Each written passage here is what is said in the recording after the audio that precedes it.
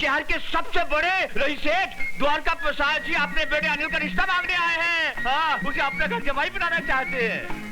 अरे तुम्हारी अक्ल पर पत्थर पड़ गया क्या? हमने अनिल को अपना भांजा नहीं, अपना पेट समझकर पढ़ा लिखा कर पाल पोस कर बड़ा किया है, और जब 2 पैसा कमाने की बारी आई है तो किसी अमीर के घर उसको घर जमाई बना रहे हो। अरे भगवान, तुम समझती क्यों नहीं हो? वहाँ अपना बेटा सुखी रहेगा। अजी वो वहाँ सुखी रहेगा तो हम क्या दुखी रहेंगे? सारी जिंदगी मेहनत हमने की और वो फायदा कोई और उठाएगा। एड़ियां रगड़ रगड़ के बुढ़ापे में मरेंगे और वो किसी और का सहारा बनेगा।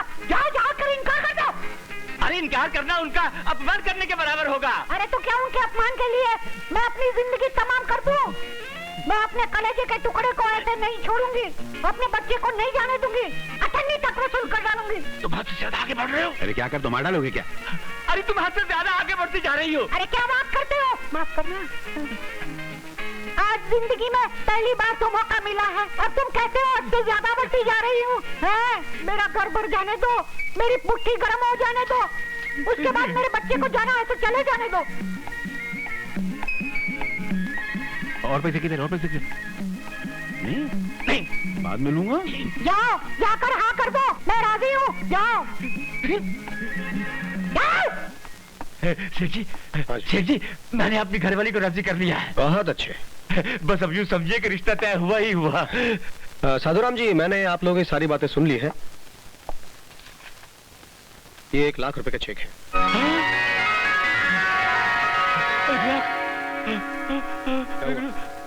क्या हुआ? क्या हुआ साधुराम जी, क्या हुआ?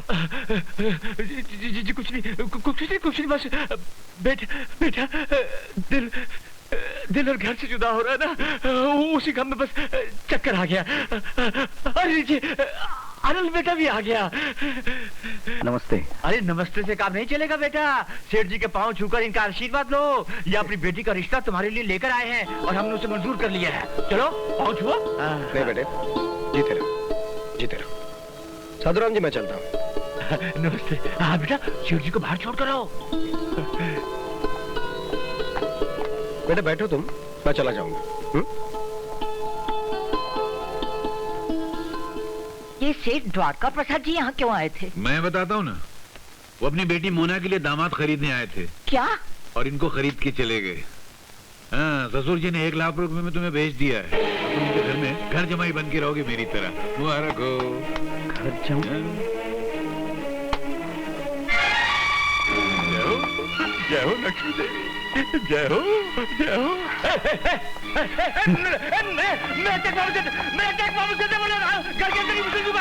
डैडी बताइए ना, कौन सी खुशखबरी है? मैं तुम्हारा रिश्ता अनिल के साथ पक्का करके आया हूँ। क्या?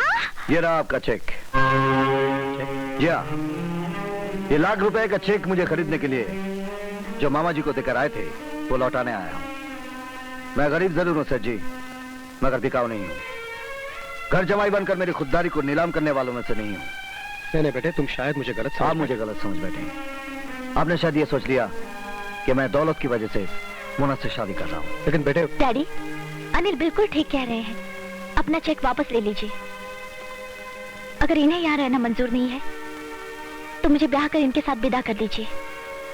ये मुझे जहाँ भी ले जाएंगे, जैसे भी रखेंगे, मैं उसी को अपना स्वर्ग समझूंगी। नहीं मोना, ये भी नामुमकिन है। ऐशो आराम में पली हुई एक रईस इंसान की बेटी को अपने घर ले जाकर दुख और तकलीफ के कांटों में नहीं घसीटूंगा। मैं तुम्हारे लायक नहीं हूं मोना। इसका मतलब है कि तुम मुझसे ब्याह ही नहीं करना चाहते, और अगर नहीं करना चाहते तो मेरे साथ प्यार का ढोंग करने की क्या जरूरत थी? शायद ये मेरी नादानी थी, क्योंकि असलियत के आईने में मैंने अपनी औकात की शक्ल नहीं देखी थी। शब्दों का सहारा लेकर इनकार करने का ये बहुत अच्छा तरीका है।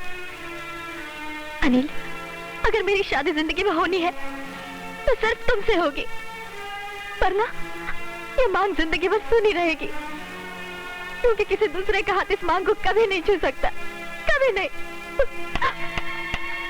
बोला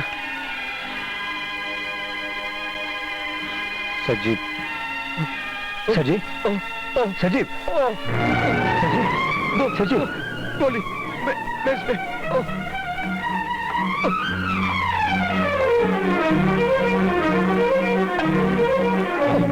लीजिए।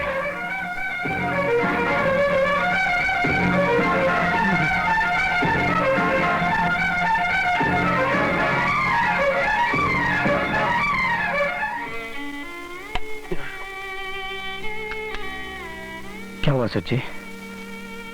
कुछ नहीं। इससे पहले 2 बार दिल के दौरे पड़ चुके हैं। सर जी, अगर मेरे कारण आपको तकलीफ पहुंची है तो क्षमा मांगता हूं। नहीं बेटे, इसमें तुम्हारा कोई कसूर नहीं। अगर कसूर है तो मेरी किस्मत का है कि भगवान ने मुझे बेटा नहीं दिया। बेटे, मैं दिखने में ऐसा हूं लेकिन अंदर से मैं बिल्कुल खोखला हो चुका हूं। मेरा करोड़ों का कारोबार है, कारखानों में हजारों लोग काम करते हैं, लेकिन असलियत यह है कि मेरे अपने ही लोग मुझे धोखा देकर मुझे नोच नोच कर खाते जा रहे हैं।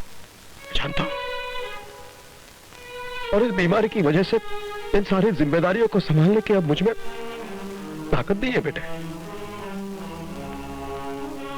जिस दिन पहली बार मैंने तुम्हें देखा तो ऐसा लगा कि तुम्हारी शक्ल में भगवान ने मेरे पास मेरा बेटा ही भिजवाया है, मेरे हर दुख को मिटाने वाला, मेरे सारे कारोबार को संभालने वाला। मगर बेटे, अगर ये मेरी दौलत तुम्हारे और मोना के प्यार के बीच दीवार बनकर खड़ी है तो मैं मेरी ये सारी दौलत दान देकर उस दीवार को गिरा दूंगा। सर जी, मैं जानता हूं बेटे, घर जमाई बहुत गिरा हुआ शब्द है, लेकिन मैं तुम्हें घर जमाई के रूप में नहीं, मेरे बेटे के रूप में इस घर में लाना चाहता हूं। तुम जैसे बेटे को पाने के लिए ये मामूली दौलत ही क्या, मैं 100 जन्म कुर्बान करने के लिए तैयार हूं। आज आपने मुझे खरीद लिया। इतनी इज्जत, इतना प्यार इस अनाथ को आज तक किसी ने नहीं दिया। आपके इस प्यार के लिए आपका ये बेटा सब कुछ करने को तैयार है बाबूजी।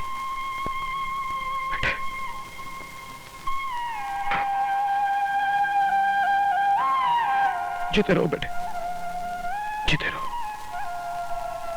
आज मेरे घर पे मंडराते हुए जो दुख और चिंता के बादल थे वो बिखर गए। ये चेक लेकर जाओ। लेकिन ये सिर्फ मेरी इच्छा ही नहीं, मेरी आज्ञा है। मरवा दिया इसका भांजे ने, मुझे मरवा दिया साले। मामा जी दरवाजा खोलिए। नहीं खोलूंगा। मेरी बात तो सुनिए। पहले ये बता कि चेक लाया कि नहीं लाया। चेक ही लेकर आया हूं।